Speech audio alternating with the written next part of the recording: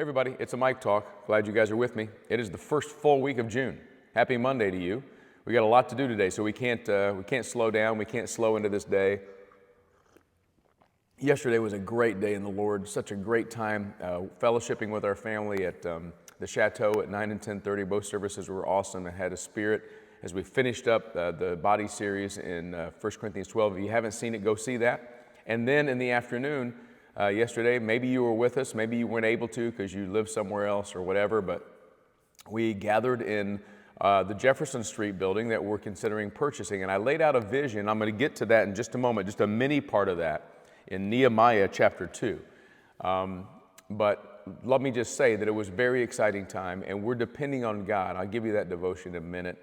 Probably if you're watching online, we're going to try to take the raw version of this vision and post it probably next Sunday in the time slot that we normally post a sermon, so you can be privy to it. But I'm going to give you a challenge today. If you're online, if you're not in this state, if you've ever given to Song and Sword or been a part of what we're doing here. But I hope that you guys are well. I need to tell you I'm praying for you. So text prayer to that number on the screen, and I'm going to lift you up before the Lord for sure. Also, I'm traveling this week. I'm preparing, believe it or not, this is the time of year where I'm thinking about the fall kickoff and the series that we're going to do as a church heading into the fall, an all-church study. Hopefully the sermons and life groups and your daily devotions, Mike Talks, will all go together to help us to learn how to become hilarious in our generosity. That'll all make sense to you later, all right? But today, you guys good? I hope so. It's Monday. Let's go. Nehemiah chapter 2. Here's the verse, and I'm going to give you a brief challenge from it.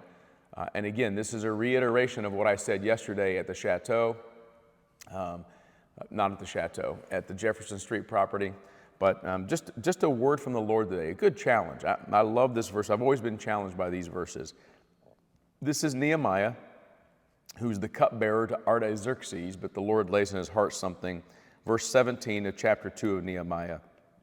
Then I said to them, you see the trouble that we are in, how Jerusalem lies in ruins and its gates are burned. Come, let us build the wall of Jerusalem, that we may no longer suffer derision. And I told them of the hand of my God that had been upon me for good, and also of the words that the king had spoken to me. And they said, let us rise up and build. So they strengthened their hands for the good work. But when Sanballat the Horonite and Tobiah the Ammonite, the servant of Geshem the Arab, heard of it, they jeered at us and they despised us. And they said, what is this thing that you are going to do? Are you rebelling against the king? And then I replied to them, the God of heaven will make us prosper. We his servants will arise and build, but you have no portion or right or claim in Jerusalem. Now he finds this opposition against these guys who had been like these regional governors of Judea, of the whole area around. And they didn't want the Jewish people to rebuild the wall because they were fearful it would take away their power. But Nehemiah had a vision from God. And he had a prayer. And he examined the wall. And he thought about the people, how he would call them to this thing. And the king was behind him and gave him all the supplies and the stuff that he needed. And he knew God was calling him to this good work. And so he says these words, come, let us build. Let's build.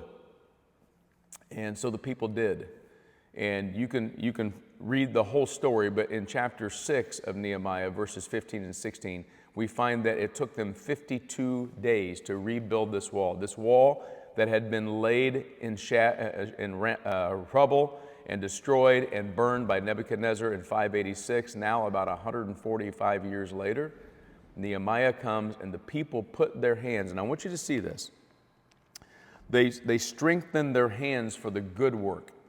I would not appeal to you for Song and Sword unless I thought this was a good work, unless I thought that this was something that God was trying to do in our very midst, trying to help us so that we can help those people around us who need God. God living in the midst is the point. We rebuild Jerusalem.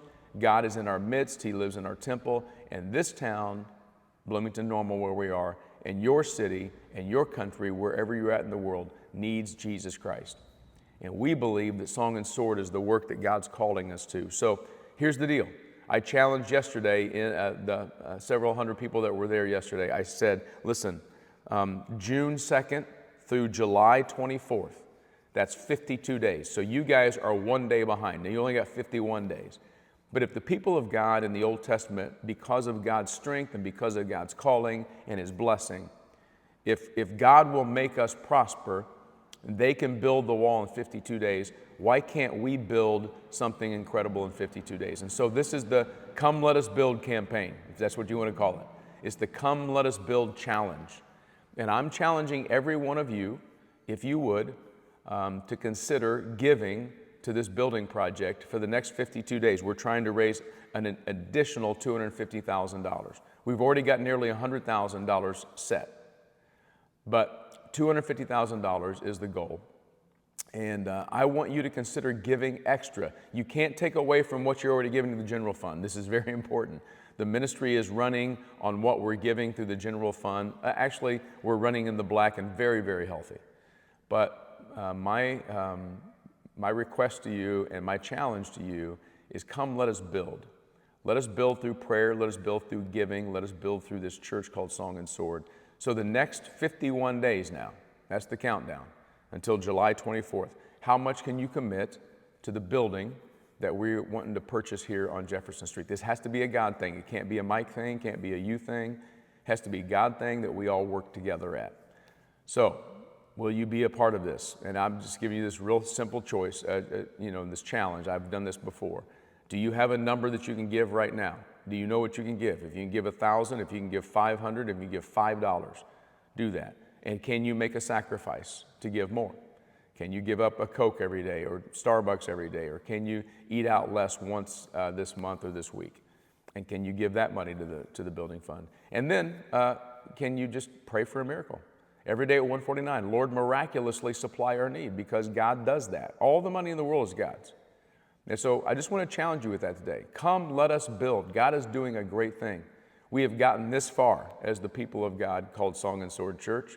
And I believe He's going to take us further, and I believe that you're going to be a part of it. So let the generosity begin. We got 51 days to build this wall. I know that we're going to do it, and I thank you already in advance for your gifts. Blessings on you guys. Peace.